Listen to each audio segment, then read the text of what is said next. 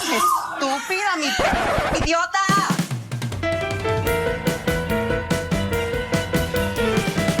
Hola, les damos la bienvenida a un nuevo episodio de Estúpida mi podcast, un podcast del Club de Lectura e Iconografías. Hoy me acompañan como siempre Jesús, Oli, Sebas, hola. yo soy Esteban y en el capítulo de hoy vamos a hablar sobre series animadas y representaciones LGBTI. Este va a ser un episodio donde nos vamos a enfocar en representaciones de series animadas para niños y adultos y lo pueden tomar como una extensión del episodio donde ya hablamos sobre representaciones en la televisión en nuestra primera temporada. El DLC. Es un DLC, sí. Tienen que pagar para escucharlo, no mentiras. Tú en cada capítulo vas a pedir plata, ¿cierto? Efectivamente. Bueno, no, yo sí quiero como darle inicio a este capítulo con algo y es como algo que siempre hacemos. Milagro que hoy no dijimos que era un capítulo especial, me tiene extrañado eso. Lo tenía Ya. que decir. Sí. Ya lo tenía que decir.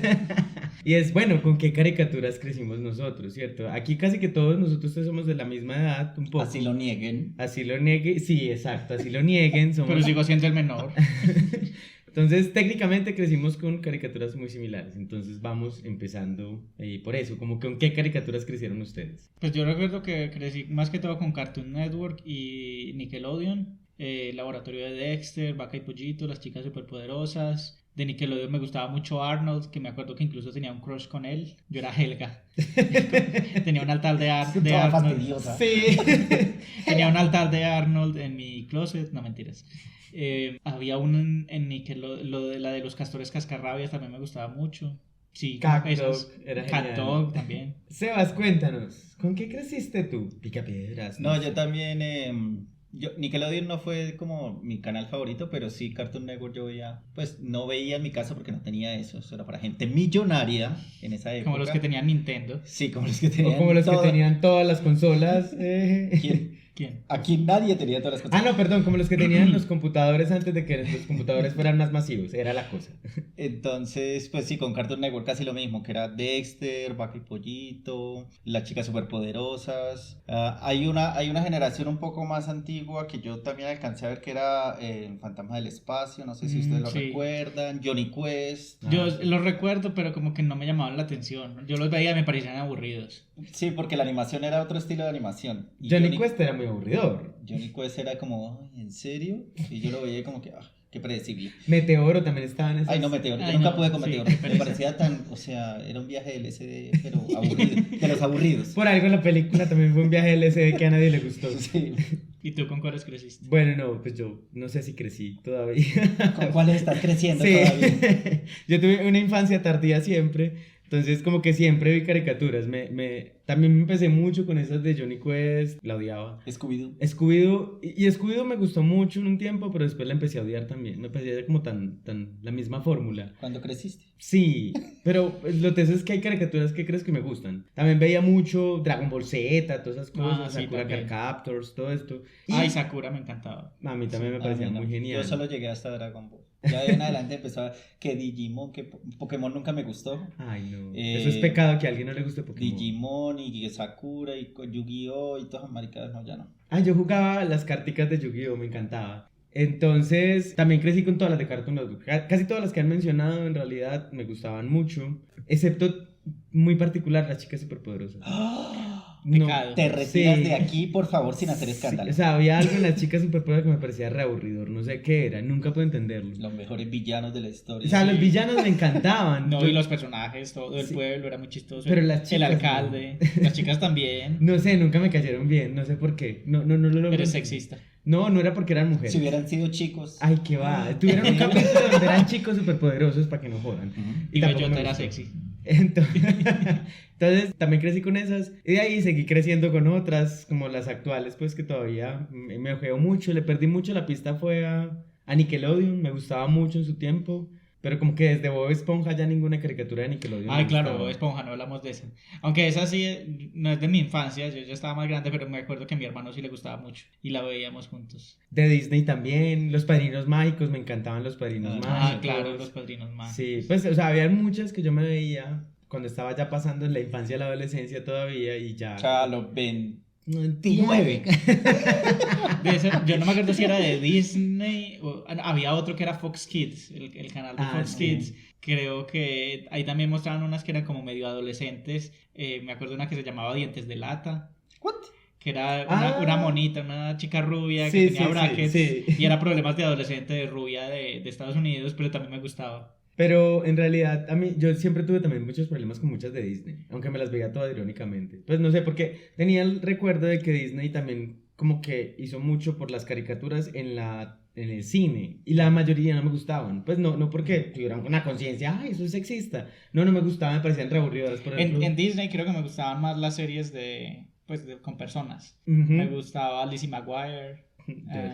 Me gustaba... ¿Cuál más había en Disney en esa época? Yo nunca vi. Yo sí me veía a Lizzie McGuire, Hannah Montana, Stan Raven, yo me las vi. Stan todas. Raven, la de Hannah Montana no me tocó, creo que yo ya estaba más grande, pero sí me acuerdo de Stan Raven y de Lizzie McGuire, me gustaba mucho. Sí, a mí me gustaban todas en realidad. Pero con Disney tenía ese problema, como Disney influyó tanto en el cine, bueno, y Disney influye ahora en todo, no me gustaban las películas animadas de Disney, no todas. Por ejemplo, me gustaban las de Animalitos, los Dálmatas, pero odiaba a Bambi, odiaba profundamente los cuentos de hadas, me parecían tan aburridores, pues, como La Cenicienta, ay, no sé, siempre tuve muchos problemas con esas historias. Bueno, ya sabemos que Disney es nuestro antagonista de esta temporada.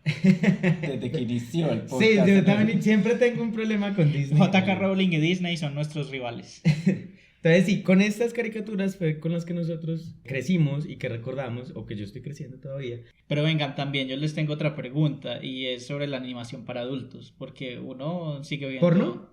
No, yo no veo porno con Yo animación. no lo dije, Ay, esta no. vez no fui yo. Yo tengo que decir que No, yo sí- prefiero el porno con personas. Sé que también hay porno en animación, pero no. Pero no, les estaba preguntando sobre, por ejemplo, Ricky Morty, Harley Quinn, que es una de las series de las que vamos a hablar ahorita más adelante. Ahorita también hay un mercado muy grande de series de animación para adultos. No sé qué recuerdan también de eso. Pues yo recuerdo que a mí no me dejaban ver South Park cuando era niño. Pues como que Locomotion además era el canal más prohibido por todos los padres. Y me acuerdo mucho de South Park, fue el capítulo donde el papá de Butters es gay. que iba a los saunas. Sí. Ajá, pues que además iba a los saunas a coger con otros tipos. Entonces yo quedé como, ¡oh! Yo me acuerdo que yo también veía South Park a escondidas y ese capítulo me marcó mucho. Yo como que, ay, ¿qué es ese sauna? ¿Por qué van a hacer esas cosas allá? Y me daba mucha curiosidad. Que después pude saber qué hacían.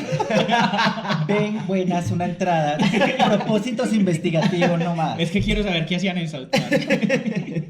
No, yo que me acuerde que yo era pequeño y viera alguna animación para adultos, yo creo que, y ni siquiera sé si era para adultos, pero Ren y Stimpy, que eran todos como Sí, bizarros. esos sí eran bizarros. Esos Sí. eran muy raros y yo los veía y yo decía, pero ¿qué está pasando con el mundo? Debería acabarse. Pero no se acabó y acá estoy. Pero sí, esa es como que la que más recuerdo. Y es la que tú mencionaste del fantasma también era como un formato de un talk show. Ay, después le sacaron un talk show así todo. Que era como de rebelde. adultos, sí. Sí, era todo. Y era todo sassy. borracho además. Era todo sassy, sí. Y digamos que ya más recientemente recuerdo, nunca la he visto, pero recuerdo a Archer, que también es muy famoso. Ah, pero a mí me gusta, aunque es medio misógino, yo creo que es más una Sí. representación de lo misógino que es James Bond, es como un poco eso, es divertido, sí. Y BoJack Horseman de Netflix, que también ha sido un éxito, y esa animación para adultos habla sobre depresión. Sí. Entonces, Big Mouth. Big Big Mouth, Mouth, Tuca y Bertie. Tuca y Bertie. Sí, entonces yo creo que podemos hablar de la animación en esos dos sentidos. Uno, como la animación para niños y también la animación para adultos, que ha evolucionado mucho. Pero claro que yo Big Mouth no la consideraría como animación para adultos totalmente. Creo que si yo hubiera visto eso adolescente,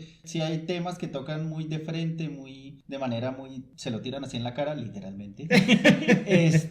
Pero creo que es algo que es chévere que los adolescentes conozcan y vean, que se vean reflejados en esas situaciones, porque habla de la masturbación, de la primera vez que le llega el periodo, de la depresión, de la ansiedad, de muchas cosas, y esa serie me parece muy chistosa, muy buena. Sí, sí, hay muchas representaciones interesantes que están saliendo ahora. Y bueno, entonces ya les hicimos como un pequeño abrebocas de lo que vamos a hablar este episodio. Como se habrán dado cuenta, el experto es Jesús. No soy Entonces, experto.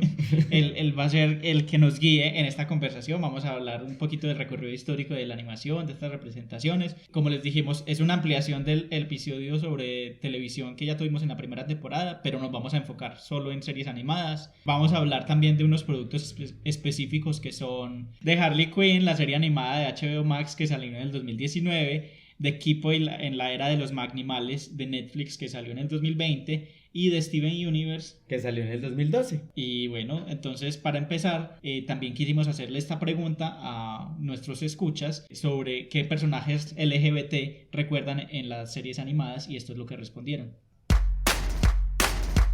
Yo creo que la caricatura que más recuerdo y que sospecho, creo que era LGBTI, era el Caballero Andrómeda de los Caballeros del Zodiaco y el Caballero Afrodita de Piscis, Caballero Dorado de Afrodita de Piscis.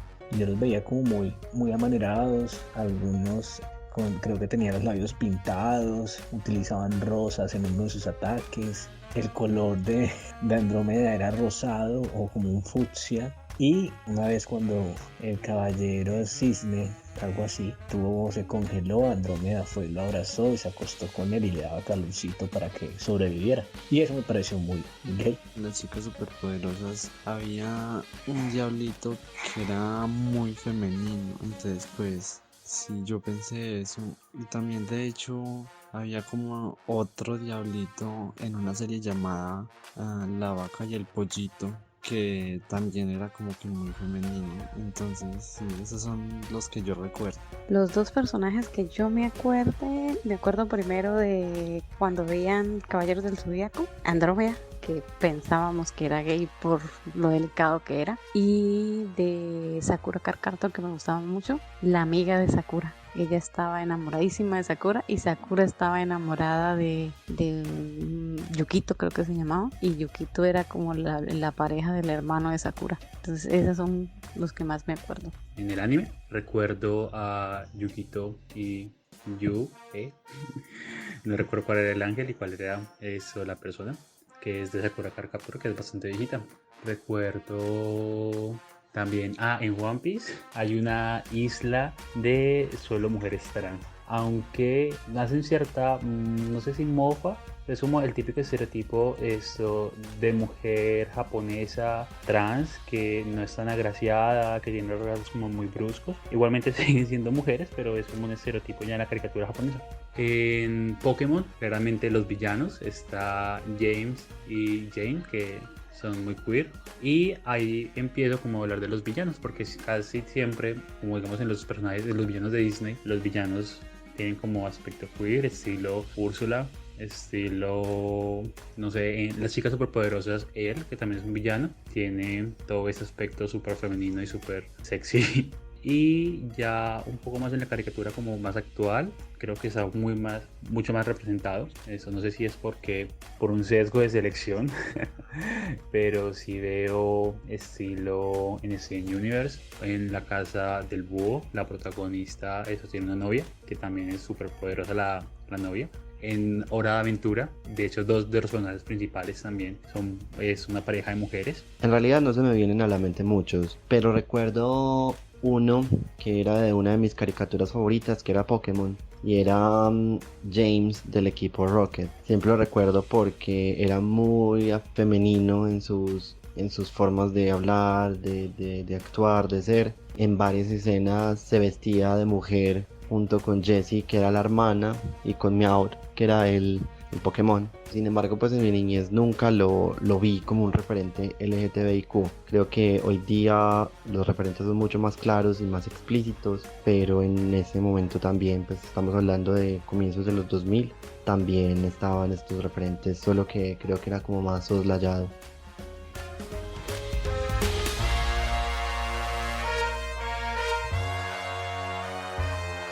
Bueno, yo creo que para empezar a hablar un poco de este tema de las caricaturas y lo LGBTI, hay que iniciar con algo que yo creo que ya hemos tratado en varios episodios, que es el código Hays, ¿cierto? Que es todo lo que tiene que ver con la censura, y es que las caricaturas no han podido escapar tampoco de la censura, no han podido, o sea, no es ni siquiera que estemos en pasado, todavía hay muchas cuestiones de censura para las caricaturas, como para todos los productos de consumo cultural, y esto ha marcado como olas de las caricaturas, que en el capítulo de televisión habíamos hablado un poco de que se rompen en un momento con un movimiento como Wara Cartoon, que no vamos a hacer tanto énfasis acá, pero que sí hay que recalcar que es un movimiento muy importante porque rompe la forma en que se veían las caricaturas. Hay que entender algo, y es que las representaciones LGBTI, al igual que en el cine, al igual que en la música y en la literatura, han estado siempre, solo que de formas diferentes y van cambiando como constantemente. En las caricaturas, por ejemplo, hay un corto que es de los años 30 llamado Flip the Frog, Squirt Again, creo que es, además suena súper sexual, por cierto, donde aparece un... ¿Cómo es la traducción? No, perdón, yo fui el que le puso lo sexual. Flip the Frog, Soda Squirt. No me por qué es Squirt Game. What? What the fuck. Así se llamaba. ¿Qué significa? Pues Sí, squirt es como- como sorbo de soda, pues como... Sí. Sí, pues como te echo soda en la cara, algo así, no sé. Voy a verla. Te echó el sapo en la cara. ¿What? Pues Flip the Frog era como la serie de cortos animados. Ok. Y el capítulo era como Soda Squirt, era así que se llamaba. Entonces ahí se presentaba como un personaje claramente afeminado, pues además, incluso las representaciones en las caricaturas de los personajes afeminados era bien particular, porque era como con los cachetitos más rosados, Ah, pues sí, como si se con echaran rubor. rubor, los labios más delineados, como más gruesos, los ojos eran diferentes a los de los otros. Tenían más pestañas. Ajá, tenían más pestañas. Maldita sea, yo no soy así. Pero es que en las caricaturas uno siempre ve que los La personajes femeninos siempre son con pestañitas. O sea, el lobo siempre es con el pecho grande y la loba es con pestañitas. Exacto, entonces era muy particular porque claro, si uno se va a esa caricatura que todavía la pueden encontrar, uno lo que veía era eso, el personaje estaba representado de esta forma porque era silente la caricatura y lo que hacía era que era una representación entre el Dr. Jekyll y Mr. Hyde. ¿Cierto? Ok. Entonces el personaje estaba pidiendo como que una soda y se vuelve loco y se termina convirtiendo en un monstruo. Además, Se vuelve loca.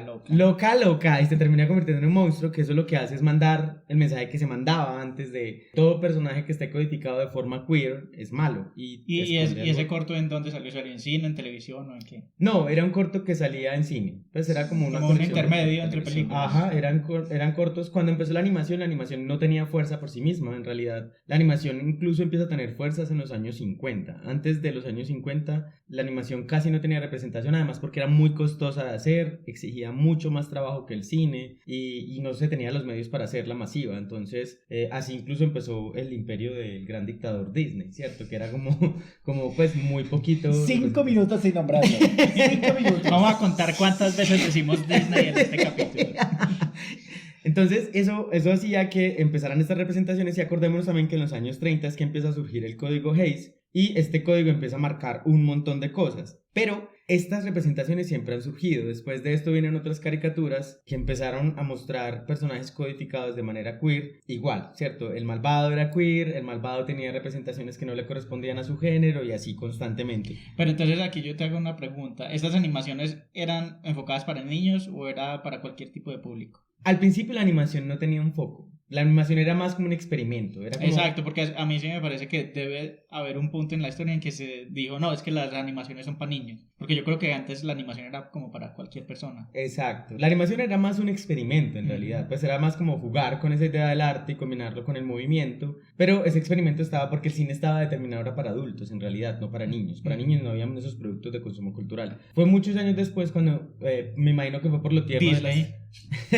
No dije Disney. Que por lo tierno de las caricaturas, por los dibujos y por las historias que se podían crear fue que empezaron a darle más un foco como para niños, Ok. ¿cierto? Pero en realidad al principio no surgen así las caricaturas Disney. Mickey no surge como un producto para niños. Era más como un entretenimiento como experimental.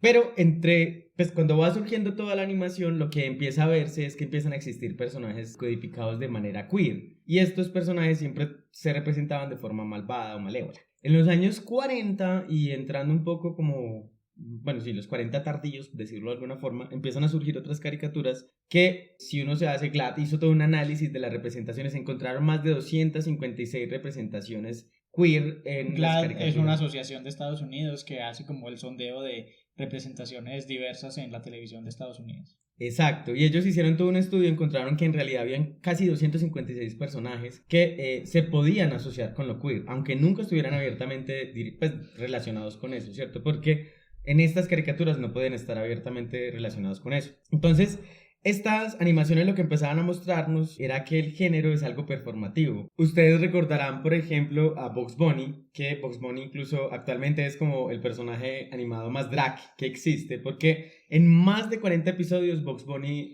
se vistió de mujer, Sí. ¿cierto? Y además no solo se vestía, ¿ustedes recuerdan cómo era Bugs Bunny? Actuaba como una mujer, seducía a Elmer es el Elmer, cazador, sí. sí. En la ópera, en los capítulos que eran como ópera, cantaba como la mujer.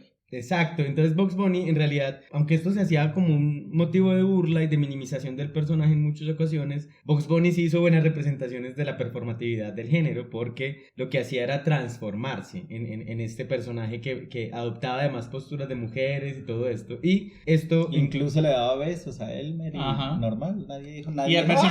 Elmer se enamoraba de él, o de Sí. ella, sí. Exacto. O de ella. O de ella. Bugs Bunny, personaje queer.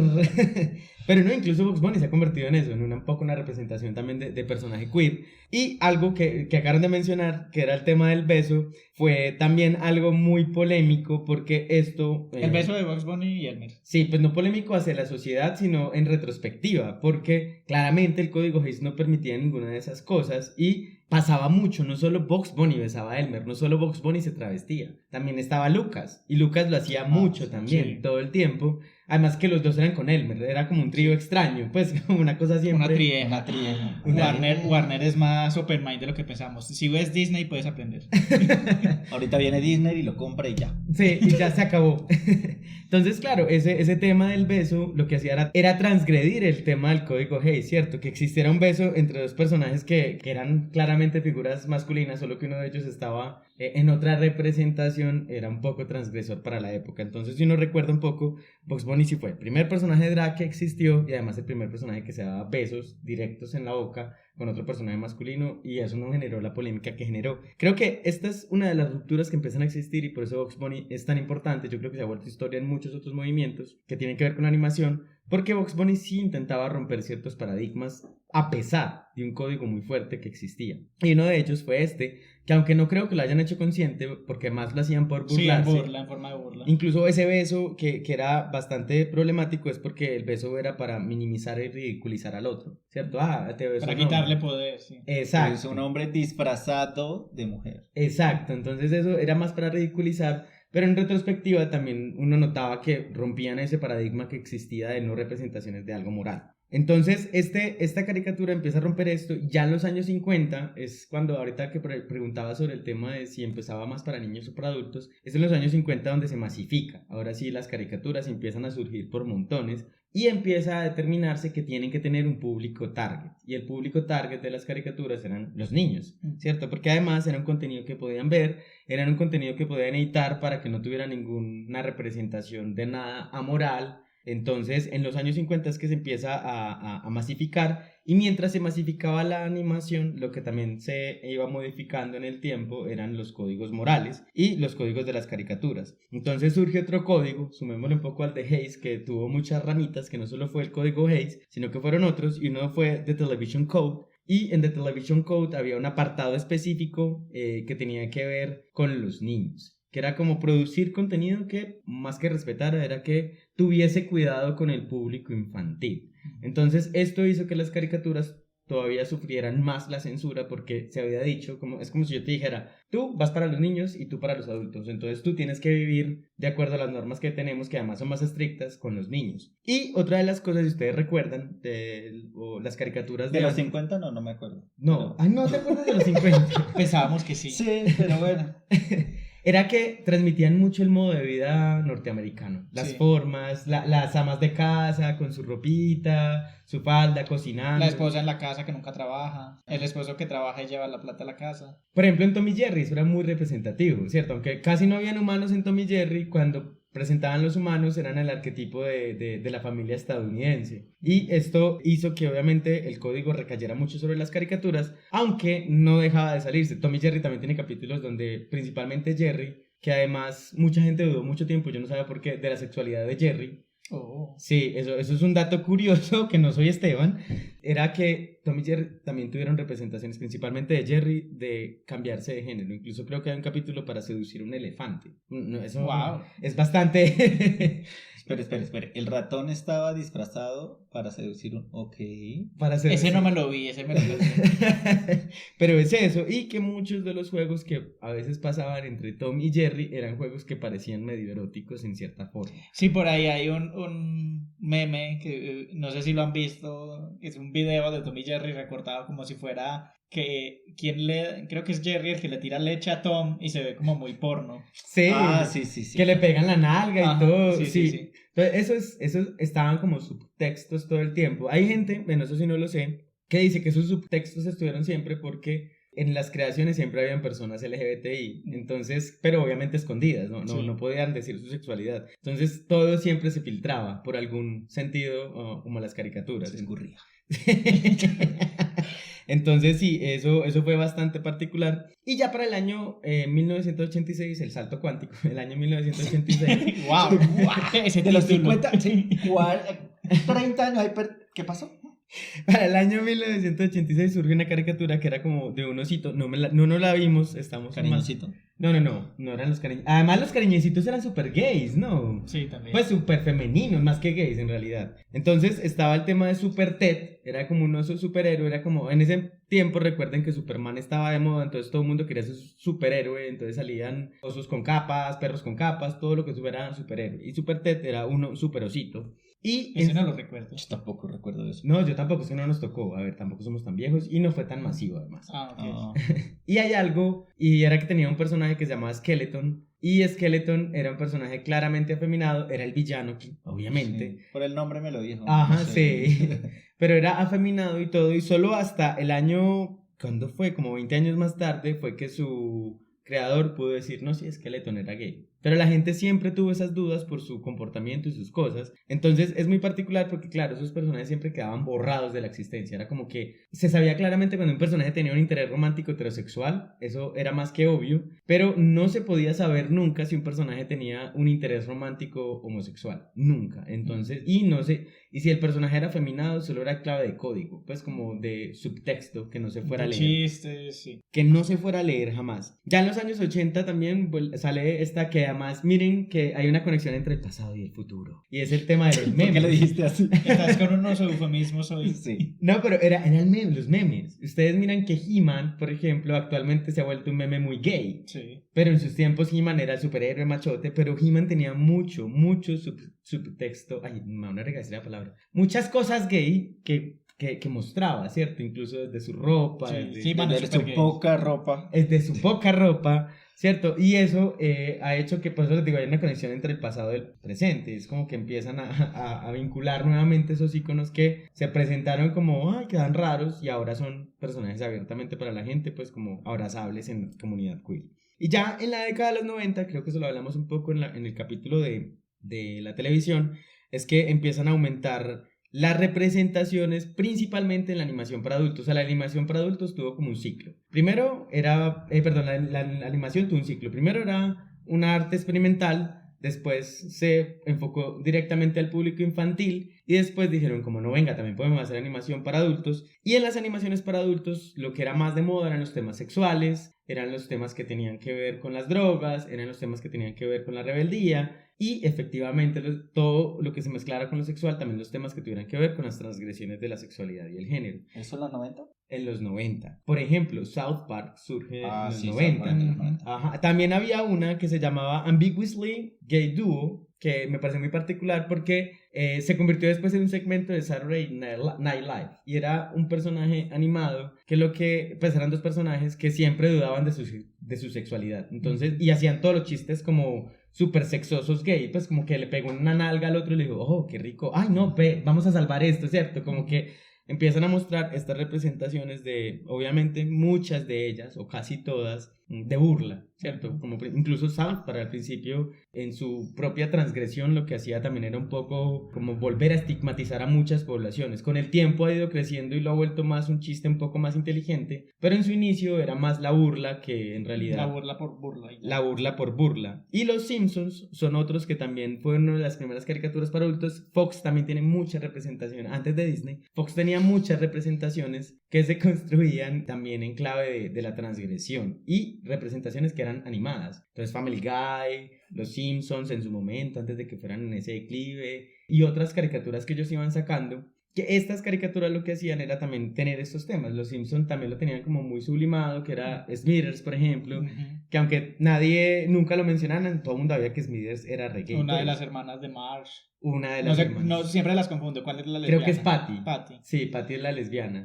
Y Selma la que ha casado con un montón de gente y toda la Nunca quiere le matar. funciona. Sí. Y también siempre pues hay varios capítulos en donde la sexualidad de Bart queda en cuestión. Y él con Milhouse, hay un capítulo donde dice que tengo sentimientos encontrados con Milhouse, o cuando los encuentra con Vestidos de saltando en la cama. en la cama. Y Homero les pregunta, quiero una explicación no gay. ¡Ay, qué está sucediendo! Y quiero una explicación no gay. No, estamos ebrios. Muy ebrios. ¡Ay, gracias a Dios! O cuando piensa que es gay y lo lleva a la fábrica. Ese es el mismo capítulo. Ah, ese es el mismo. Sí, es que, ay no, y no es gripa, gordito. Ustedes están enfermos.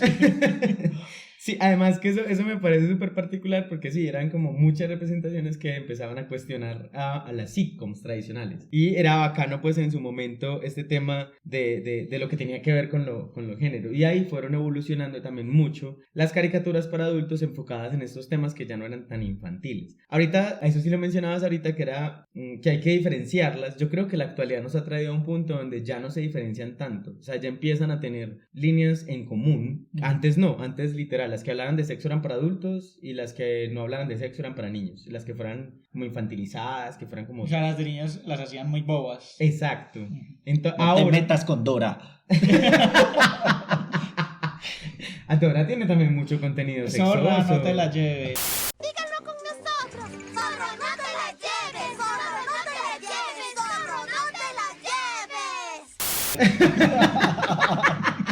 lleves. Grita. Entonces, claro, eso hace que ya ahora se difuminen esas líneas. Ya no son como tan inocentes las de niños y ya no son tan sexosas las de adultos. Pues porque también yo creo que en los 90 pensaba que a los adultos lo único que le importaba era el sexo. Pues no, también tienen un montón de rayones mentales. Pagan las cuentas. Sí, exacto. O sea, como que no solo son una etiqueta o una dimensión de la vida, sino que al contrario, hay muchas dimensiones que afectan tanto a niños como a adultos. Entonces... Y yo creo que hay otro factor y es que se empezó a ver que las caricaturas para niños también las podían ver en compañía de los adultos, entonces incluían cosas que de pronto los niños no van a ver, pero que los adultos captan el chiste. Entonces tanto el niño que está con su papá viendo el programa, así el papá no tiene que aburrirse, como que, ay, qué pereza, tengo que ver este programa como con mi hijo, con mi hija, porque le gusta, entonces me tengo que aguantar no sé cuántas horas de una caricatura estúpida, sino que... Pero qué bonito. Sí. ¿No? Uy, no. Sino que las producciones de animación empiezan a incluir contenido en que los adultos también puedan disfrutar y puedan ver cosas que pronto los niños no van a ver. Ah, esto ya no es tan estúpido. Esto ya no es basura. Entonces en esa época también empezó a pasar algo en el cine, mientras que la animación iba creciendo en la televisión, también en el cine. Y en el cine pues ya creo que hemos hablado mucho de eso, empiezan las representaciones de Disney y estas tienen mucho que ver con lo que pasó en la pandemia del SIDA, ¿cierto? Cómo empezaban a codificarse los personajes villanos nuevamente como personajes malvados desde las representaciones que no fueran acordes a su género. Yo creo que eso ya hemos hablado Sí, un montón. eso ya lo hemos hablado mucho. Sí, Que el Rey León. Todos los villanos Disney están queer-coded. Está Jafar, está Scar, Úrsula, sí. el gobernador de Pocahontas. Si no tiene nombre, siempre le decimos el gobernador de Pocahontas. Nunca recuerdo cómo se llama. Bueno, que se quede Señor así. gobernador de Señor Pocahontas gobernador. con un puck.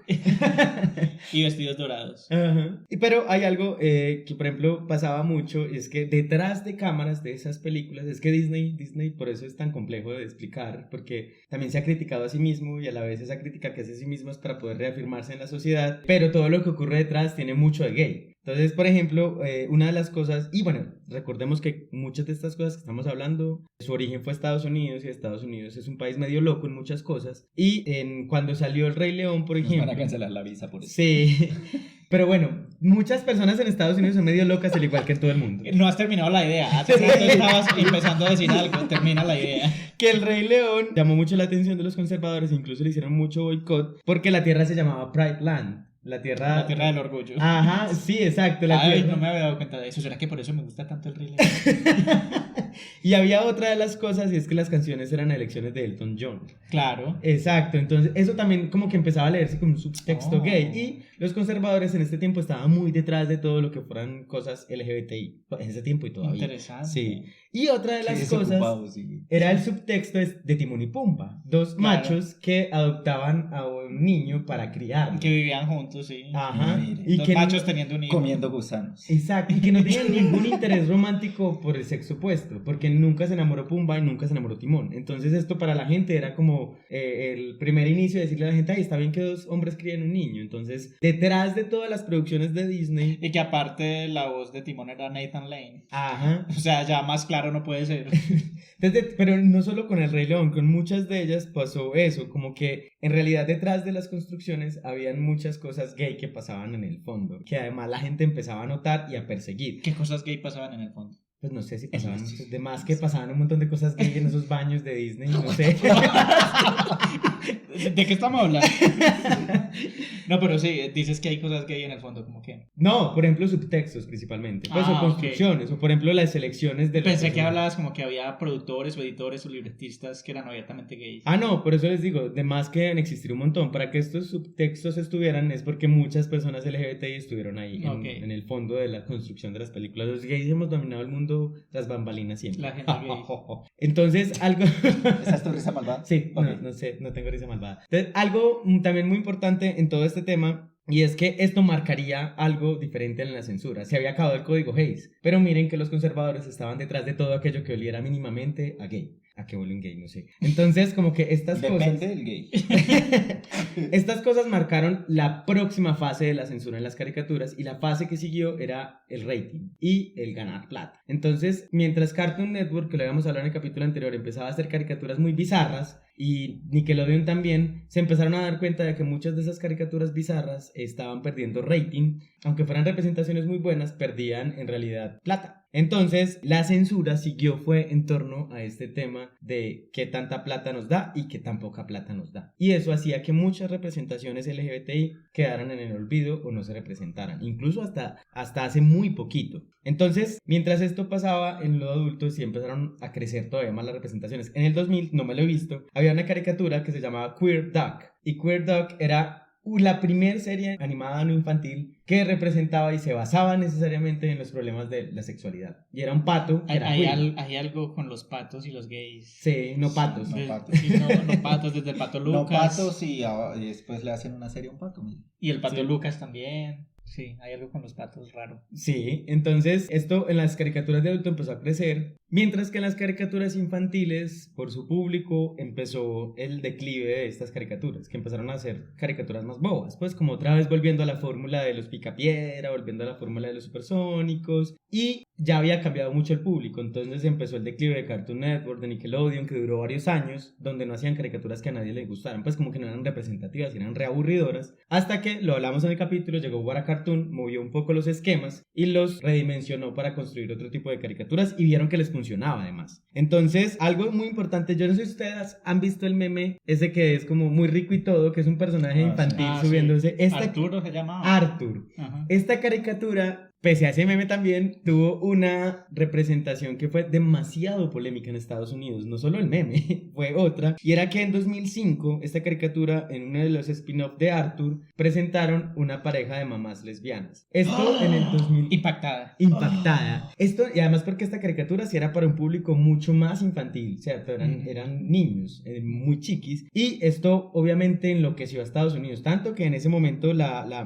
misma ministra de Educación, allá secretaria de Educación, pues montó un peo, un show que había que cancelar la caricatura, y la caricatura sufrió mucho por eso. Pero lo más irónico es que muchos años después, como reivindicación a todo lo que pasó, en el 2019 volvieron a presentar un capítulo, y esta vez con un matrimonio abiertamente gay entre dos hombres, que fue un poco la reivindicación de todo eso que les pasó a ellos, porque además eran de una cadena pública, PBS, y eso fue pues como mis impuestos no presenten personajes gays, todo esto, y ellos quisieron fue al contrario, después de tantos años, volver a reivindicar la idea de que esto era posible. Interesante. Y me acuerdo también que, por ejemplo, en Rugrats no había como tanto representación queer, pero sí había, por ejemplo, la mamá de Angélica, que era súper trabajadora, y el papá era más como el mantenido. Ella era súper mandona y súper boss. La mamá de los gemelos también era feminista, incluso tenía en la camiseta el símbolo feminista, y él era como más dominante en la relación también. Y es que estas caricaturas además empezaron a presentar temas más profundos, que lo que les decía, se empezó a difuminar esa línea entre la caricatura estúpida para los niños y la caricatura más sexual para los adultos, sino que era como la caricatura que tiene sentido, pues como que te dice que tienes problemas, problemas, que puedes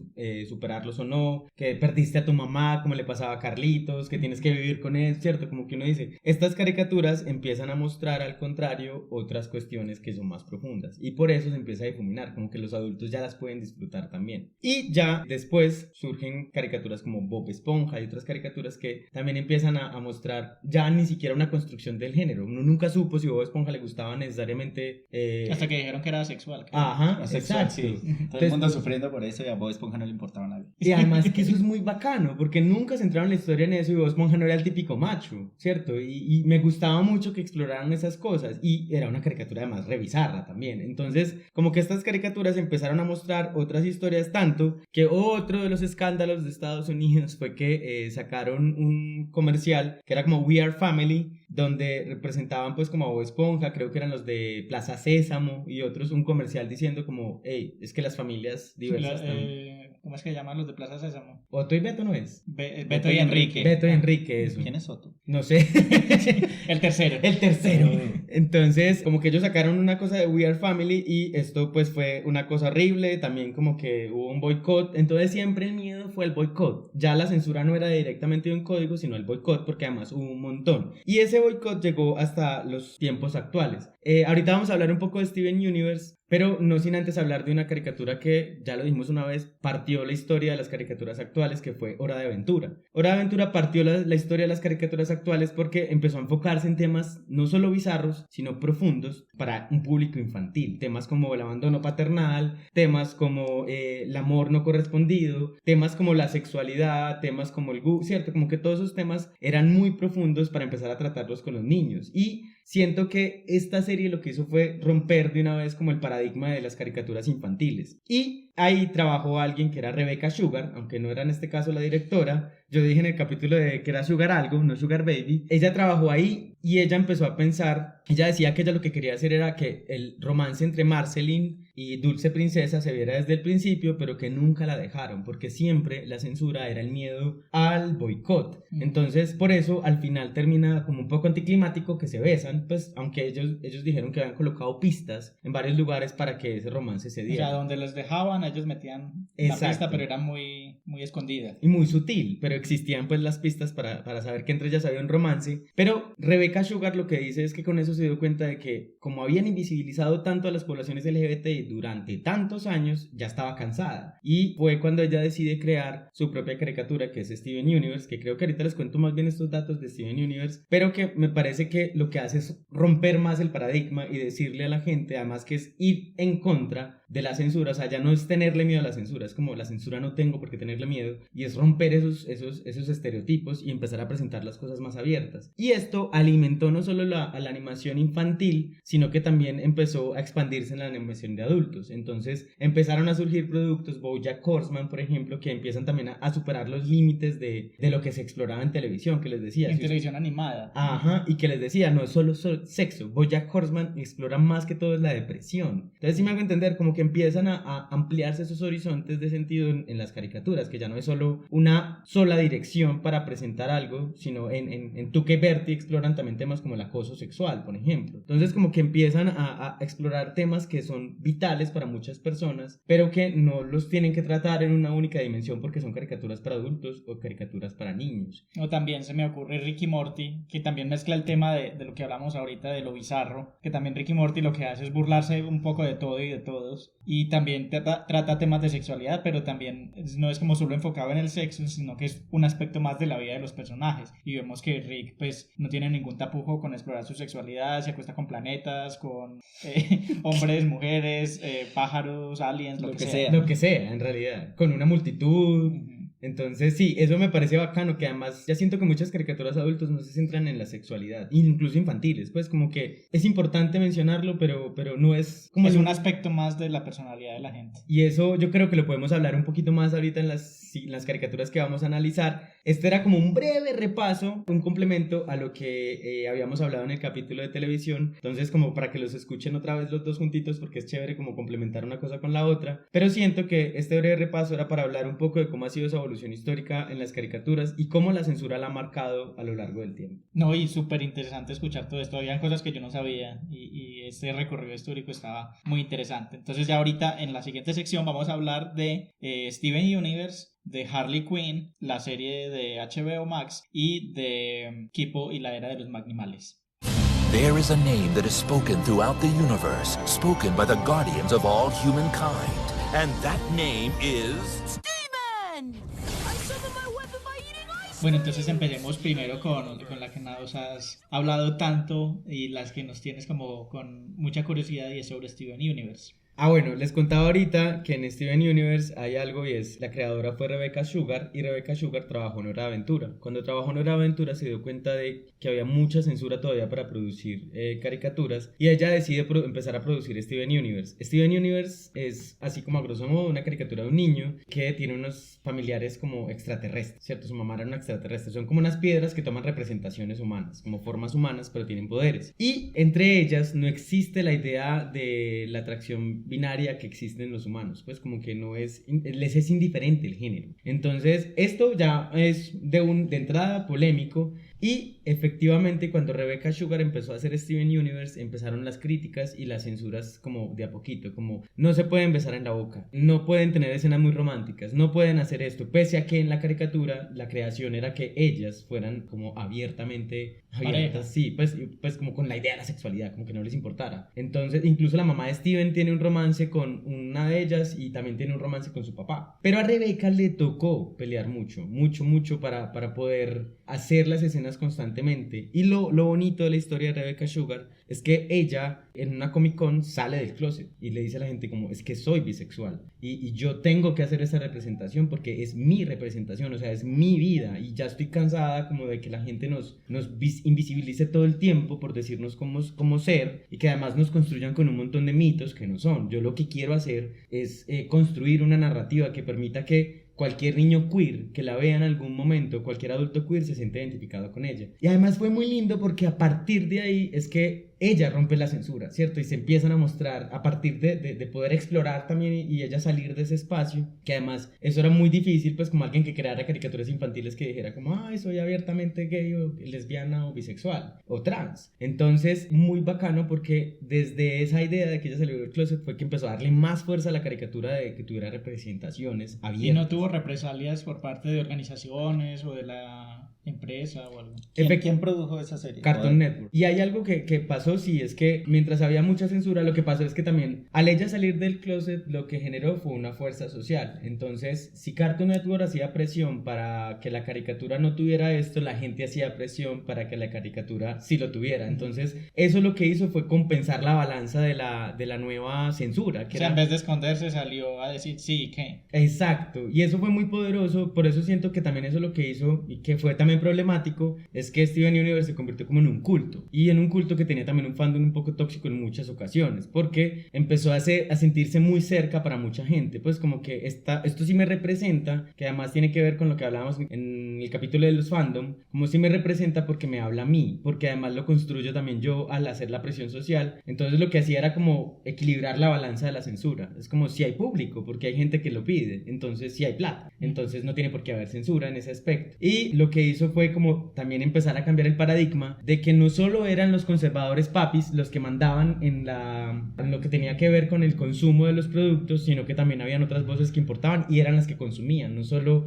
la gente de escritorio que está poniendo quejas y problemas por todo. Entonces siento que por eso Steven Universe como que ya termina de romper ese molde, y si ustedes ven, miren la fecha, incluso desde el 2019 y del 2017 al 2020, la representación de personajes LGBTI en las caricaturas subió un 200%, según un estudio que hizo GLAAD. Entonces miren que Steven Y todo Universe... eso es influenciado por Steven Universe. Y por Hora de Aventura, además, ¿cierto? Como que miren que esas dos caricaturas sí rompieron el paradigma y el molde, como no son solo caricaturas estúpidas, y no solo no son estúpidas, sino que también hay que romper el molde de la censura propio. Es como sí pueden generar ganancias también, pero a la vez pueden representar a otros que no han sido representados, que además son fuerza también, como que empieza a delimitar esa idea de la minoría. todavía, ¿cierto? Y como estamos en generaciones donde se empiezan a cuestionar tanto la idea del género binario, entonces más jóvenes y más personas se sienten representadas con esa idea y empiezan a quitarle poder a esos conservadores que creen que todo se maneja desde un escritorio. Entonces eso me parece que fue lo que rompió un poco esta idea y por eso hace que salgan otras caricaturas. Entonces yo creo que lo importante de Steven es esto también, como que hay que reconocérselo pues a su fandom tóxico y todo lo que significó, tanto que Sugar al final lo terminó ya un poco cansada porque ya sentía que esa era una presión muy grande. Pero por ejemplo, cuando hablas de fandom tóxico, ¿qué acciones problemáticas generó el fandom de Steven Universe? Lo que pasa es que Steven Universe, como les decía, como se siente tan cercano, porque me están escuchando y lo puedo construir también yo, entonces es mío, es muy propio. Y mucha gente se apoderó de esa idea y las principales representaciones tóxicas de Steven Universe fueron con la gordofobia, por ejemplo. Entonces había gente que hacía fan art de los personajes o gorditos, ¿cierto? Porque además es como la idea también de verme representado en algo y de una vez le tiraban y no le tiraban bonito, era hate puro. Entonces mucha gente tuvo que cerrar sus cuentas, mucha gente no podía decir nada de Steven Universe diferente a lo que fuera bueno porque había un problema. Incluso Rebecca Sugar llamó muchas veces la atención como, pues, si estoy construyendo una caricatura que lo que busca hacer es que la gente no pelee, que lo que intenta decir que es un... O sea, si voy a Twitter ahorita y digo que Steven Universe está sobrevalorado, seguramente me van a insultar. Ajá, te van a cascar. Se van a cancelar. Sí, entonces claro, eso pasó también, como que se volvió tan cercana a la representación para la gente que la empezó a tomar muy suya y también como a defender la capa y espada. Y esto terminó agotando también un poco a Rebecca Sugar porque ella lo que decía es como, Steven no pelea, Steven incluso lo que hace es defenderse y ese es su poder y además es muy poderoso pero no le importa. Entonces uno dice como que qué contradicción que un personaje que además intenta deconstruir la idea de masculinidad tóxica, que además intenta decir como todo es amor y paz y se conviertan al contrario como un sinónimo de guerra en redes sociales. Pero siento que finalmente lo que aportó fue mucho más a las caricaturas en ese aspecto. Muy interesante. Yo la verdad no conocía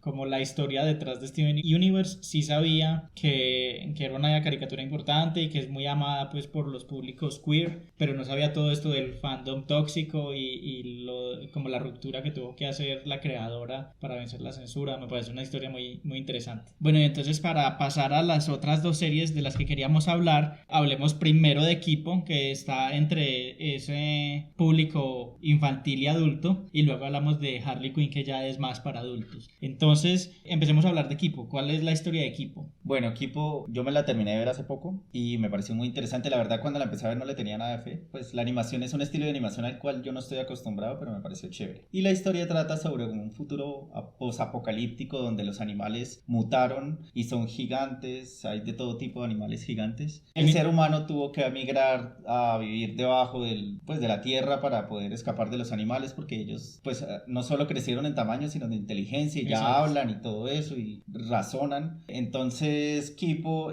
pues no voy a spoilear nada de la serie, pero en el primer episodio, por un accidente o por algo que sucede, se sale como de su madriguera, como le dicen, como de su ciudad subterránea, y termina encontrándose con un montón más de personajes donde se empieza a desarrollar la historia. Ella nunca había estado en la superficie, entonces empieza como a conocer qué es lo que pasa por los animales gigantes, los empieza a ver, empieza a conocer personajes muy interesantes. La verdad, la serie me parece muy chévere. Sí, es muy bonito eso porque, como tú dices, ella creció en esta madriguera, esta ciudad subterránea, rodeada pues por su comunidad de humanos, huyendo de estos mutantes, que así les llaman, los mutantes. También creció con unas preconcepciones que le enseñaron a ella de que ellos son malos, de que nos quitaron nuestro dominio de la tierra, de que el mundo afuera, el mundo exterior es muy peligroso, y ella, cuando va explorando este mundo de la superficie, va también deconstruyendo un poco todos esos estereotipos y esos prejuicios que le enseñaron. Y pues la verdad es una historia muy bonita. Es en Netflix, son 3 temporadas, salió toda en 2020, en diferentes periodos de 2020. Y bueno, unos datos curiosos es basada en un cómic web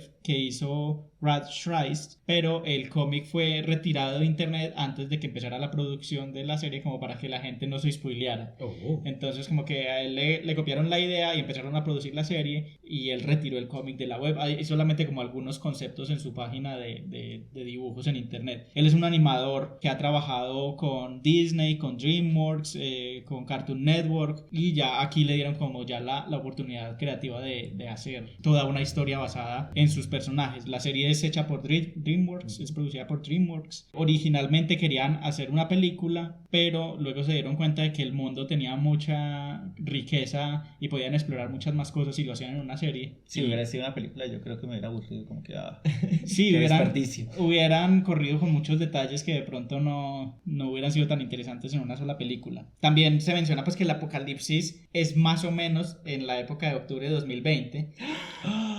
Y ¡Predijo el futuro! Y es muy curioso porque la serie salió en 2020 cuando vivimos un propio apocalipsis en el mundo, entonces es muy extraña la coincidencia. La serie se desarrolla en el siglo 23, o sea 2200 a 2300 más o menos, y pues muchos fans que ya son los que se ponen como a mirar detalles y esto, se han dado cuenta que por los letreros y las cosas que muestran se desarrolla en California, en Pasadena. Oh. A mí me parecía el mucho. nivel para tener que ponerse a fijarse en eso. Mi hijo, mire los fans de Marvel, pues. O sea, hasta un cartelito, un chocolate. Esto significa que va a haber otro multiverso. Mephisto confirmada. Sí, ya. Sí, Mephisto. Ese Mephisto. Y bueno, otro dato curioso es que todas las personas que hacen los doblajes también son las mismas que cantan. O sea que muchas veces en las animaciones hay una persona que hace la voz del personaje y otra persona que es la que hace las canciones. Aquí todos cantaban y todos hicieron sus canciones. Menos mal que no audicioné. Sí, no te daba. No me daba. Pero por lo de hablar, cantar sí, claro. Sí, no, hombre. O sea, me imagino ahí Moana, queda en calzones contigo. Y bueno, la razón también por la que tenemos a Kipo acá hablando en este podcast es porque hay un personaje que es abiertamente homosexual, que es Benson, uno de los amigos que se encuentra a Kipo en su aventura. Benson originalmente, como en el concepto original que tenía el creador, era un viejito, era un anciano que tenía como una espada. Pero entonces ya en DreamWorks, cuando empezaron a desarrollar la idea de la serie, dijeron, no, todos tienen que ser como más o menos de la misma edad, niños, adolescentes. Entonces le bajaron la edad y le pusieron pues ya el concepto del Benson que conocemos. Y que DreamWorks dijeron que nunca tuvo ningún problema con que el personaje fuera abiertamente homosexual, pero que lo único que medio le molestó fue que tuviera que decirlo explícitamente, como que, ay, sí, soy gay. Y es como que lo hubieran podido simplemente mostrar y ya, sin tener que hacer una escena de, ay, sí, soy gay. Pero me parece interesante que no hayan tenido problema con el desarrollo del personaje. También hay una coincidencia con las actrices de doblaje, con otra caricatura que a Jesús le gusta mucho, que es El Mundo de Craig. Ay, sí.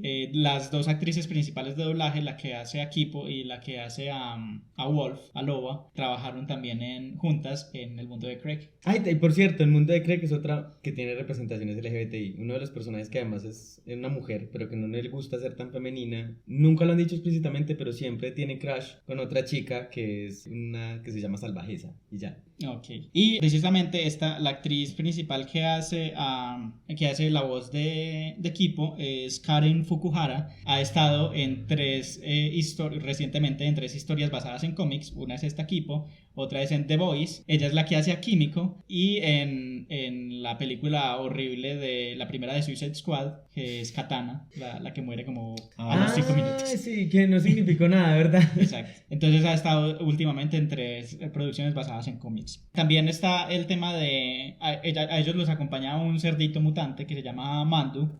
Y Mandu iba a ser originalmente el nombre de Wolf, pero entonces luego en la caracterización hicieron un desarrollo diferente para Wolf y uno para Mandu. Y también antes de que crearan hay un personaje que es como uno de los villanos grandes, que es Scarlo Magno, que inicialmente iba a ser como un villano más menor y el villano principal iba a ser un tardígrado, que es un animalito que vive en el agua, pero luego se dieron cuenta que Scarlo Magno tenía mucho más potencial para ser un villano grande, entonces ampliaron más como la caracterización de este personaje.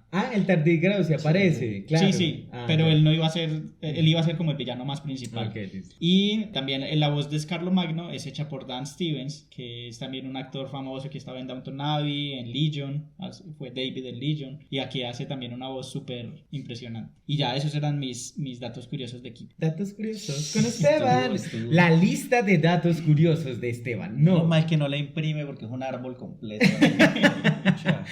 Y antes pues de pasar a hablar con spoilers, hablemos también un poquito poquito de Harley Quinn, la sinopsis de qué trata esta serie animada de Harley Quinn, para dar unos datos curiosos y ya después nos regamos con los spoilers. Claro, pero yo creo que la de Harley Quinn es muy particular porque no sé si necesita presentación. En realidad casi que todo el mundo sabe quién es Harley Quinn, pero es muy bacano. En esta serie lo que empiezan mostrando es Harley Quinn y su ruptura amorosa con el Joker, y lo empiezan a explorar desde ahí. De una buena manera, no como lo hicieron en la película. Exacto, Ajá. sí, también, eso es muy importante decirlo, sí, pero es muy chévere porque es la ruptura amorosa de Harley Quinn y después como intenta reconstruir su vida e intenta como todas las fases del rompimiento, de la ruptura. Las recaídas. Ajá, y es muy Y espectacular. cómo es difícil de recuperarse de una relación tóxica y codependiente. Y eso es muy bacano. Además que empiezan a mostrar a ella intentando volver a entrar a ser importante en la Legión del Mal. Además porque ella es una mujer, cómo hace todas estas acciones. Y es muy chévere porque es la visión de los villanos. Eso es todo bacano porque es la visión de los villanos, como con su gremio, con sus cosas. Y es que no sé si tengan una sinopsis porque la linealidad es Sí, bastante... Pero esa es la sinopsis, es la Ajá. historia de Harley Quinn tratando de liberarse del yugo de su exnovio el Joker y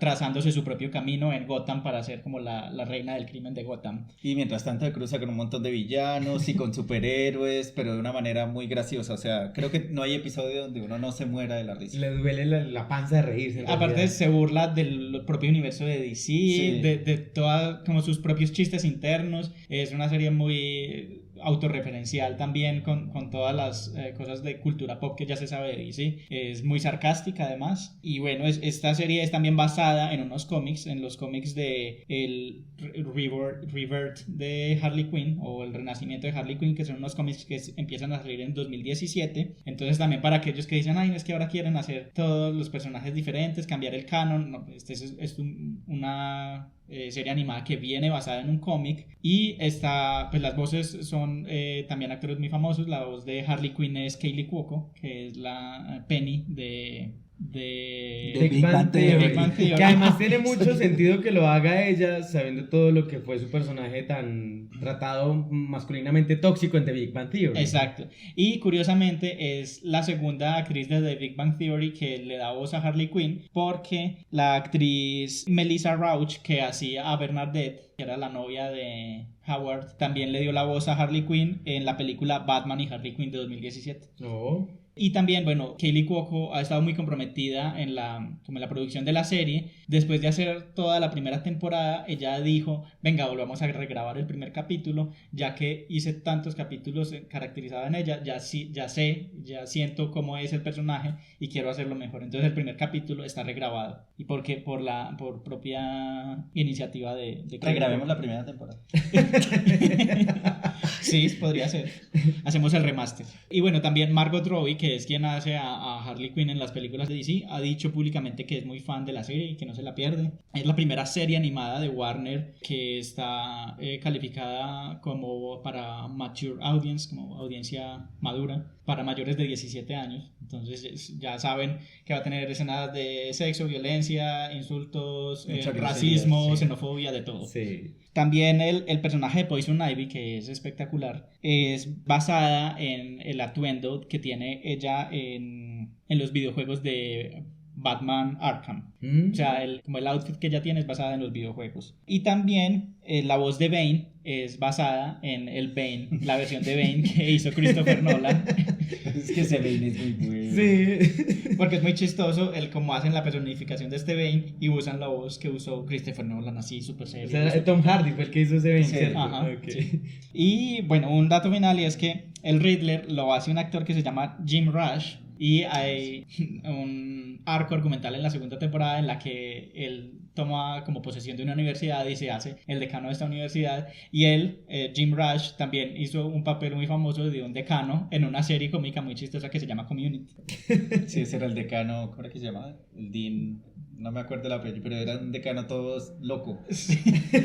Y loca, porque era bien gay. Sí, y estaba obsesionado con el protagonista de la serie, que es una serie también desarrollada por Dan Harmon, quien hace a Rick y Morty. O sea, todo está conectado. Todo el mundo está conectado, el mundo en Warner. Y bueno, yo creo que ya dimos todos los datos curiosos, hablamos un poco de la sinopsis de las series. Si no se las han visto, los invitamos a que las vean, que son muy chéveres todas. Y ahorita entonces ya vamos a hablar con spoilers si quieren saltarse esa parte de las conclusiones, o si no les importan los spoilers, pues quédense acá escuchándolos. Up on top on my own, a human girl, so far from home. The flowers are big, the bees are weird. It's dangerous, just like I feared. On the surface, what? Harley? It's me, dickhead. Ahoy! You can turn the world on with a smile. This is gonna be the start of something huge. Bueno, ¿con cuál de las dos vamos a empezar? Yo creo que podemos empezar con Kipo, además porque fue la que más reciente te viste y... Sí, porque Harley no la he terminado. Pecado, despedido. Sí, despedido. No hiciste la tarea. Bueno, no, hay algo de Kipo, muchas cosas de Kipo. Ahorita dije que íbamos a hablar algo de la escena justamente donde él sale del closet. Bueno, no, él no sale del closet y eso es lo bacano de la escena. O sea, A mí también me gustó esa escena. en realidad él lo que hace es, porque además eso suele pasar en el mundo real, como una chica le dice a un chico me gustas y el chico le tiene que aclarar, no, pues me gustan los hombres. O sea, me pareció lo menos forzado que he visto para que un personaje diga Sí. eso. Está bien, es como que, además porque nos muestran que Kipo empieza a sentir como una atracción hacia él y Ajá. todo, y solo cuando le dice, él es sincero con ella, es como, no, es que soy gay, pero no hay ninguna fuerza en eso. Exacto. Entonces me pareció, antes al contrario, que fue la escena mejor construida que he visto de un personaje que se dice gay. Y además porque eso no delimitó jamás a Benson para nada de lo que hizo en toda la temporada, en todas las temporadas. Y que tampoco cambió la actitud de equipo hacia él. Exacto, la relación de amistad de ellos nunca cambió. Y eso me parece súper vital en esa serie. Entonces no quería dejar pasar el tema de esa escena que me parecía espectacular. Además que de personajes todos son muy geniales, o sea, como que en realidad incluso uno de los que menos su historia podría haber desarrollado era Mandu, pero Mandu era como un niño en crecimiento, entonces me gustó también que incluso hasta el cerdo tenía como un arco argumental sin que el cerdo hablara, o sea, era como que muy bacano porque... ¿No era una cerda? O sea... no, sí, era una cerda, hembra. era una cerda, era una hembra, sí. Sin que no hablara, construyó todo un arco argumental. Entonces me parecía muy lindo porque siento que cada personaje tenía sus propios dilemas, se encontraron en el camino, construyeron una amistad, que además siento que la serie trata mucho sobre eso, sobre qué es construir una amistad, ¿cierto? Y qué es construir una amistad con los rayones emocionales que todos tenemos. Y que es de construir las ideas preconcebidas que tenemos sobre la diferencia de los otros. Entonces, yo creo que también Kipo lo que hacía era como ir a diferentes grupos de mutantes que tenían también rencillas entre ellos, o sea, no era solamente de los humanos contra el resto de mutantes, sino que el resto de mutantes entre ellos también tenían sus diferencias, sus grupos y sus odios, y ella lo que va haciendo es como ir de un grupo a otro, Creando lazos. creando lazos y derrumbándoles esas preconcepciones que tenían, que eso me parece muy bonito. Y que ella siempre estaba dispuesta a charlar, o sea, como que, ay, venga, hablemos, y todo el mundo era como, no, vamos a darnos en la jeta todos. Y Entonces, como, ay, esta niña siempre quiere hablar. Pero sí, y Loba también le dice como que no, es que es hora de pelear, y ella, no, pero podemos arreglarlo de otra manera. Cantando.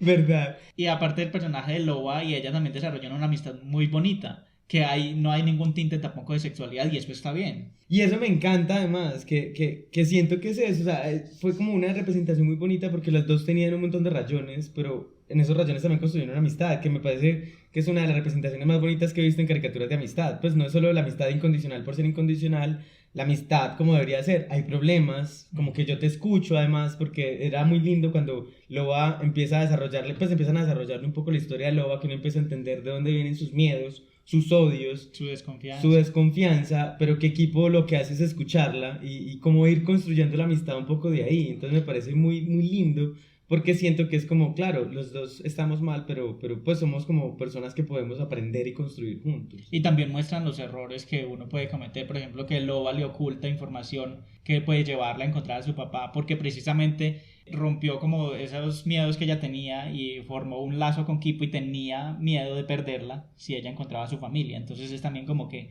muestra los conflictos que todos tenemos como personas en algunos momentos. Sí, ese miedo como de perderlo, pero sí, la relación de ella me parece muy chévere. Y la otra relación que me parece muy bacana es la de Benson y la de Dave, la del insecto que muta.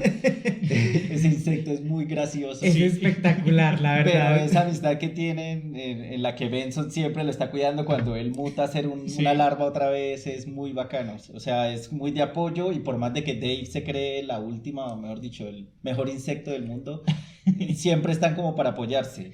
Yo toda la serie estuve pensando que él se iba a morir de verdad en algún momento y todos íbamos a quedar como que, ay, no va a revivir.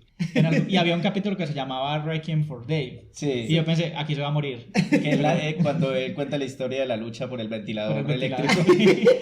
Que además eso no tenía sentido, ¿verdad?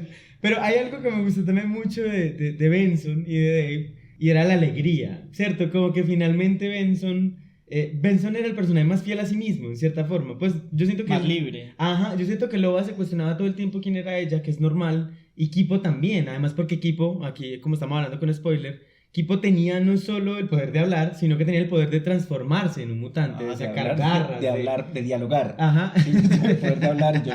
de dialogar, sino que también tenía el poder de transformarse en un mutante como muy fuerte. Entonces ella también lidiaba con esa idea todo el tiempo, mientras que Benson, al contrario, también tenía sus dilemas, pero Benson era el personaje más él, como más construido en su identidad, como en su forma, en sus deseos, en su gusto. Y que aparte su historia también es muy de soledad, o sea, él y Dave tenían también una historia muy triste porque eran solo ellos dos, se tenían solo ellos dos, se crearon ellos solos, pero aún así eran los personajes más alegres. O sea, podrían ser muy trágicos, así como Loba y super darks y emos, pero no, eran los que echaban chiste todo el tiempo, que estaban riéndose de todo. Sí, incluso en la primera temporada hay un episodio donde ellos planean ya como abrirse de ellas y dejarlas, pero al final pues deciden quedarse y me parece chévere porque también está el conflicto de ellos en el que, bueno, nosotros estamos acostumbrados a andar nosotros dos solos, pero como que en el fondo como que tampoco se querían desprender de Kipo y de Loba, era muy chévere esa parte. Y yo creo que la parte como importante de lo LGBTI acá, no solo es lo de Benson, sino también que es, pues yo no sé si lo llamaría LGBTI, pero es la construcción de relaciones, que finalmente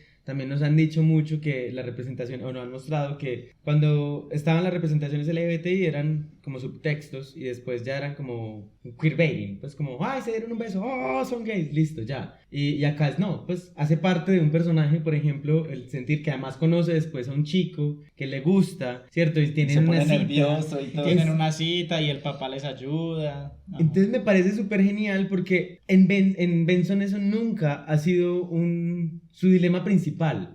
Jamás, su dilema principal ha sido sobrevivir en realidad en un mundo... Que están en el mundo postapocalíptico. Ajá, pues que tiene que sobrevivir, pero eso es muy bacano porque muestran que sí se pueden construir representaciones LGBTI sin que eso sea el centro de una persona. El centro de Benson eran otras cosas, ¿cierto? Y yo creo que eso que tú mencionas también de los roles y de las representaciones también se muestra mucho, por ejemplo, en el personaje de Kipo que es femenino, pero que además es fuerte y que además es la heroína. Ella también... Y que tiene la fuerza, porque como dijo Jesús, se puede convertir en un mutante, pero siempre decide como, venga, pero charlemos primero antes de que yo me transforme y le den la jeta. Exacto. Y es como el camino del héroe que hemos visto casi siempre con héroes masculinos, pero mostrado también con un personaje femenino. Y también, por ejemplo, en el tema del papá de Kipo, que es un papá cariñoso, que le dice todo el tiempo que la quiere, que le demuestra sus sentimientos, que no es un papá así súper alejado. Entonces es muy bacano también eso. Y creo que también hay un personaje que no es muy principal, pero es una de las amigas de Kipo en La Madriguera, que se define como asexual. No binaria. La que es como toda loca con las orcas esas que cantan. Creo que es esa. La bonita, es la que les ayuda al final, que todo el tiempo está bailando. Con K-pop. Sí. Oh. La que les ayuda al final, sí me acuerdo. Y hay algo muy poderoso de Kipo, la verdad, también que me gustó, y es la representación. Porque Kipo, toda su lucha es dialogar. O sea, en realidad Kipo muy pocas veces utiliza la fuerza para solucionar algo. Pero también hay algo muy bonito al final, y es la idea de también rendirse de Kipo, pues como cuando la otra no entiende, la villana que en realidad no era ni siquiera Scarlo Magno, sino otra, no entiende razones, que ella es como que ya al final... Ya no la puedo ayudar, porque el instinto de Kipo también es ayudar a todo el mundo, redimir a todo el mundo, que todo el mundo tiene redención. Y ya al final es como Kipo soltando eso, como no tienes redención, pues no quieres. Entonces me pareció también muy lindo, porque claro, nos mostraban todo el tiempo la idea linda de que Kipo quería hablar y que los demás entraran en razón, pero también qué pasa cuando nos encontramos con la pared de que hay otra persona que todavía no quiere entrar en razón. Y me pareció como un dilema súper hermoso ese, y que cierre con ese dilema esa temporada me pareció todavía más bonito. Fue como todo el crecimiento, que además es eso, son personajes que están creciendo en un mundo muy lindo, porque además hay gatos leñadores muy lindos. Son mis mutantes favoritos, son sí, los gatos leñadores, sí. Entonces sí, la serie tiene un montón de textos que tramas, perdón, que creo que nos daría para hablar todo un capítulo entero, que son muy lindas además, que tienen como un sentido humano muy bonito y que lo muestran a través de animales, que además es eso, los animales también tienen conciencia y están peleando todo el tiempo entre ellos. Sí. Y por las cosas que además yo creo que eso se lee muchas cosas del racismo, de lo que hemos construido también como sociedad racistas y todas estas cosas, que al final se encuentran que no son tan diferentes, ¿cierto? Que pueden luchar Y que por la pueden misma convivir. causa. Ujú. Y el tema de la supremacía también. Ay, sí, por ejemplo, los humanos que siempre querían estar afuera dominando nuevamente el mundo, que ya no eran solamente O de ellos. o el mismo Carlomagno, que en su deseo de venganza contra los humanos lo que quería hacer era algo similar a lo que tenían los humanos antes, como la supremacía de él y su grupo de amigos. Y que también es Carlomagno aprende, que eso es lo bonito, ¿cierto? Que es, nuevamente estamos viendo narrativas que ya no solo es el villano estereotipado por ser villano, es el villano que tiene una historia y que tiene tal vez, si quiere, una posibilidad de redención. Creo que en la historia mostraron los dos caminos. Un villano que se pudo remir porque quiso hacerlo y porque hizo el esfuerzo, y un villano que no lo hizo. Y eso me parece muy poderoso en una narrativa que además su público target es niños, ¿cierto? Es como decirles, en la vida pueden encontrar muchos caminos y son estos. No solo es el arquetipo de los caminos que les has mostrado los productos de consumo cultural, sino que hay otros y es la vida. Me parece muy bonito eso. Sí, el arco de Carlomagno era muy, muy chévere. Aparte que él era todo sassy, todo sarcástico y era muy bueno cuando le respondía, cuando opinaba, era muy chévere. Y todo refinado con sus flamencos voladores. Y tocando piano. Y bueno, yo creo que entonces ya ahorita sí podemos pasar a hablar de Harley Quinn. Harley Quinn también es muy bacano porque rompe también con esta idea de que uno puede salir de una relación tóxica y ya al otro día está bien y que ya sale y nunca va a cometer los mismos errores y que no va a recaer, sino que esta serie, por ejemplo, ha tenido 2 temporadas, ya está confirmada la tercera, pero toda la primera temporada el arco es Harley dándose cuenta, es amiga date cuenta que él no es para ti, que él es tóxico y que siempre estuve enamorado de Batman. Porque ese momento, que además sí, ese momento cuando ella se da cuenta de que todo lo que ella se imaginó en su cabeza, que eran las demostraciones de amor del Joker hacia ella, todo era por Batman, es súper impactante, pues para uno como espectador y para ella como personaje. A mí me encantó justamente, además porque muestran todas las etapas y lo chévere es que la humanizan tanto, pues, y siendo una villana además que ha sido una caricatura y todo esto. Que nunca deja de ser villana también, que Sí. eso me parece bacano porque, por ejemplo, en la película de Birds of Prey con Margot Robbie, siento que intentaron hacer algo similar, pero haciendo que ella no fuera villana. Ella ya era un personaje Antihéroe. bueno, Ujú. que estaba respondiendo como a un montón de injusticias que pasaban a su alrededor, y eso es una forma muy fácil de hacer redimible a un personaje, como que ya no es villano porque sí, sino porque es víctima de sus circunstancias, mientras que en esta serie ella es una villana porque le encanta la violencia, le encanta matar y nunca lo oculta, incluso en sus escenas de romance con Poison Ivy también es como, ay sí, una cita romántica, vamos a echarle ácido a estos corporativos malvados. Es súper romántico. Yo quiero. Verdad, no me acordaba de eso. Entonces no le quitan su ser villana, pero aún así la humanizan. Y eso me gustó mucho porque siento que es como lo que les decía ahorita, no solo a los adultos les interesa el sexo, o sea, todos los adultos hemos tenido un montón de tusas horribles y relaciones codependientes y finalmente es como las enfrentamos, y eso es un poco hasta inteligencia emocional, pues que le transmiten a la gente, pues para enfrentarla primero enfréntate con vos. Y lo bonito que siento es que también hizo énfasis en algo y era la red de apoyo, o sea, Sí. ella no estuvo sola, nunca. Tenía su grupito de amigos, pues que era todo ¿cómo era que se llamaba el grupo esto? Como ¿Tenían ellos- un nombre? Sí, ellos sí, tenían ellos- un nombre, pero el no me Escuadrón acuerdo. Suicida por un momento le quisieron llamar y No, que no, porque dijo, No, ella dijo dijo Escuadrón como- Suicida todo el tiempo me llama y quiere que haga parte de su Ah, grupo sí. estúpido. Sí, sí. Sí, pero no me acuerdo cómo era el grupo de ellos, pero era muy chévere porque aparte era muy diverso, que era King Shark, Que es el mejor personaje. el mejor personaje porque es todo así como nerdito y todo hasta que... Y asesino a la y vez. asesino se vuelve loco y arranca cabezas. Está el Dr. Psycho, Ajá. que es todo misógino y abusador. ¿Quién es el otro? Mott era que se llamaba, el de barro. Mott, Clayface. Clay- Ah, Clayface. Clayface, eso. ¿De dónde sacaste Mott? No sé, de un Sí. Pokémon De creo. Otto, debe ser amigo de Otto. Y está el casero también, que es todo raro. Ah, sí, casero, que es como medio robot. Pero es que sí, tiene un grupo, o sea, son muy Y diferentes. la planta, Ah, Frank. Frank, sí, claro. Ay, Poison Ivy, no la nombramos. Sí, y la más importante, además. Sí. Pero sí, el grupo, como dice Jesús, el grupo de apoyo es muy importante porque ella llega a un punto donde se da cuenta que como que le dio la espalda a sus amigos por volver otra vez a que el Joker le pusiera cuidado y a estar como en el ojo del huracán de la Legión del Mal. Que es cuando le quitan la aleta a King Shark. ¡Qué pecado, sí! Porque ella se fue por allá otra vez a caer. Pero sí, es muy chévere. A mí esa serie, cada vez que yo la veo, duro riéndome todo el episodio porque es muy buena. Además que sí me gustó también algo es la construcción, pues porque no solo es como emparejemos a estos dos personajes porque, ajá. Ah, sí, bueno, spoiler, Ujú. al final de la segunda temporada ya se confirma que Poison Ivy y Harley Quinn van a tener un romance, porque durante todas las 2 temporadas se están ahí tirando los perros, pero sin querer darse cuenta. Amiga, date cuenta. Pero es muy bonito porque así es como se construye una relación también. Pues, o sea, empezó, incluso la primera temporada no es tanto los perros, porque incluso la primera temporada era Poison El apoyo. Ivy, su apoyo. O sea, ella todo el tiempo le intentaba decir, como, date cuenta de estas cosas, como entenderlo, como hacerlo, ¿cierto? Como que era esa persona que estaba ahí constantemente con ella. Y como que en la segunda siento que empieza a hacer crush ya como, y que además pone en tela de juicio muchas cosas para Poison Ivy, ¿cierto? Que la empieza a cuestionar, que empieza a preguntarse también cosas por ella. O sea, en el proceso, mientras acompañaba a Harley, se empezó a preguntar cosas por Sobre ella. ella misma. Y que aparte también es muy bacano como hicieron el desarrollo con Kite Man, que es el novio de Poison Ivy, que Con el poder más ridículo del mundo. que por cierto es un personaje real de los cómics y que también en los cómics es un chiste, pero lo hacen muy bacano porque ella sí lo ama a él. O sea, no es que, ay, sí, me enamoré de Harley Quinn y voy a dejar a mi novio, sino que ella está conflictuada por eso y cuando se van a casar está conflictuada por la aventura que tiene con Harley, pero es también... Me pareció muy bacano que al final el que se diera cuenta de todo es él, el que como que él se da cuenta que tiene que lucharle todo a ella para que ella acepte su forma de ver, su familia, para que le demuestre cariño como a él le gustaría que se lo demuestre. Entonces no es Poison Ivy la que al final tiene que romper con él, sino él es el que se da cuenta también de que eso no funciona por otras cosas. Y siento que en la serie como que a cada uno le dieron la responsabilidad de hacerse cargo de sus propias mierdas. Pues Ajá. como que eso me pareció genial. Pues como que Harley Quinn se tuvo que hacer cargo de su propia relación tóxica, ¿cierto? Incluso hasta Gordon. Pues, que El Gordon- personaje de Gordon es todo tóxico con Batman. Sí. Vas a hacer algo y él... No tenemos esa clase de relación. que además era como Dame tu Batman, número de teléfono.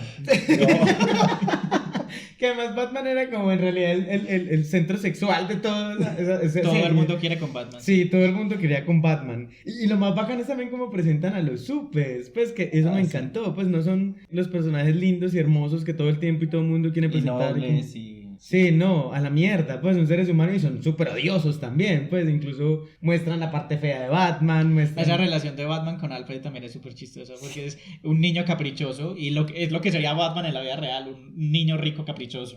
Exacto. Me pareció muy Y genial. Aquaman. Ah. Muy chistoso. Es todo creído. Pero eso me pareció muy bacano y también siento que la serie toca algo muy poderoso y es como las estructuras de machismo. Porque incluso dentro de los villanos hay todo un tema que tenía que ver con dejar entrar a una mujer, que una mujer fuera representante, que una mujer fuera líder, y no solo con Harley. También había una villana que además era súper, hiper, mega malvada, que era la de Fable Queen. Sí, la reina de las fábulas, que era, la voz la hacía Wanda Sykes, que ¿Sykes o Sykes?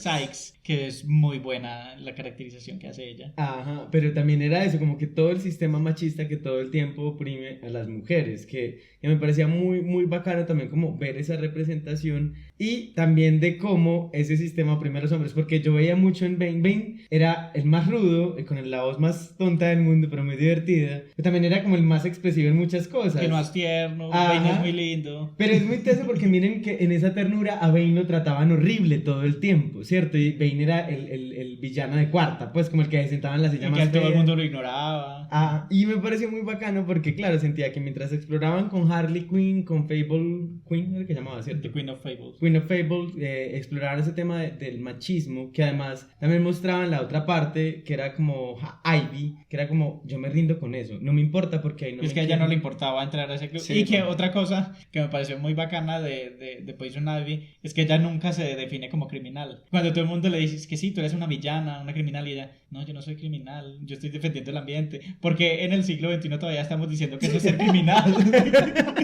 Que además eso también me pareció súper poderoso, porque finalmente ella combatía a quienes, las empresas que contaminan, Sí. pues que es un poco como... Que podríamos decir que es una ecoterrorista, de pronto eso sí, Ajá. pero una villana por defender el ambiente, no. Eso era muy Sí, particular. hay muchos comentarios, toda la serie hay muchos comentarios así tipo sociales y políticos que uno queda como, uy, lo dejan a uno como pensando como... Pero ese tema también de explorar el machismo que pasaba con varios personajes. Creo que King Shark también tenía que explorar la idea de que a él lo querían casar con Un matrimonio forzado, que al final lo termina haciendo, pero le dije a mi papá que no estaba de acuerdo con eso. Pero eso es muy bacán. O por ejemplo, ¿cómo se llama el de barro? Clayface. Ay, que ese es el mejor. Que además el tema también, porque Clayface no dicen nunca su orientación sexual, sí. no. Pues en un momento cuando hace la representación de la estudiante universitaria, que además se vuelve súper popular. Hace el mejor papel de su vida y se mete en todo el papel y la interpretación, se consigue el novio Chad. Sí, Chad. Y hace sexting con él. Que además al final del capítulo, cuando ya vuelve a ser Clayface, ay, Chad me escribió, me voy a ir a hablar con él. O sea, como que finalmente también siento que todo el tiempo él jugaba con esa idea del género, pues como él podía además tomar diferentes formas, que siento que es una representación muy queer. Siento Fluida, que sí, siento que todo el tiempo jugaba con esas formas y con las representaciones del género, y me gustaba mucho ver eso, que él tenía como ese papel de jugar con esas cosas. Entonces, sí, no, yo creo que la serie tiene representaciones en todos los sentidos muy interesantes. Con Poison Ivy también me encantó que a ella la mostraban así como la villana super cool, que no le importaba lo que importaba lo que pensaran los demás, pero cuando llegaba Catwoman, Gatúbela, ahí sí le soltaban todas las inseguridades, todo lo que haga Gatúbela, yo le digo que sí. Gatúbela era toda perra, toda maldita, toda bitch. Y la fiesta de las villanas. La despedida de soltera. Sí. Es muy bueno ese capítulo. Que además meten ahí que eso es lo otro, el tema de la esposa de Dr. Freeze. Ajá, que es genial también, como que le dieran voz, pues no solo era el motivo por el que el Dr. Freeze era malo, sino que ella también era mala. Ajá, sino que ella tenía una propia voz de ser una perra. Eso me pareció muy espectacular, porque siento que juega con todas esas narrativas que también estamos muy acostumbrados y ya se vuelven aburridoras de los superhéroes, ¿cierto? Y se vuelven aburridoras en las representaciones cinematográficas, porque esto todo viene de los cómics, ¿cierto? Que también cuando ahora estamos en estas discusiones de van a volver a Superman gay, pues es que están los bisexual. Cómics. O bisexual, está en los cómics, pues, y no es Superman, es el hijo. O sea, como que finalmente esta representación. Pero que el hijo ya es Superman. Ajá, esta representación. Pero ese no es mi Superman, cállense. Exacto. Perdón, me alteré. Quédese leyendo los mismos cómics de Superman de hace 80 años y ya. Exacto, porque todas estas representaciones vienen de ahí, o sea, tienen un sustento en los cómics. Entonces uno dice como, claro, ver que esto también viene de los cómics, que además es la respuesta cultural a muchos años de cómics muy machistas y muchas cosas, es genial. Y ver que ahora el cine o la televisión se está dando la libertad de producirlos para mostrarnos narrativas que se critiquen a sí mismas, es también genial. Sí, bueno, yo creo que ya con esto les dejamos la invitación a que las vean. Si no las han visto, se van a divertir mucho viendo estas series. Y las nalgas de la planta, porque además es una planta sí, con nalgas. Que tiene nalgas, sí. Es muy chistoso, se van a reír mucho y van a ver representaciones muy interesantes también. Entonces ya... Y van a conocer villanos que tal vez nunca habían escuchado. Entonces ya con estos análisis históricos y con estas series que les presentamos, vamos a hablar de unas conclusiones.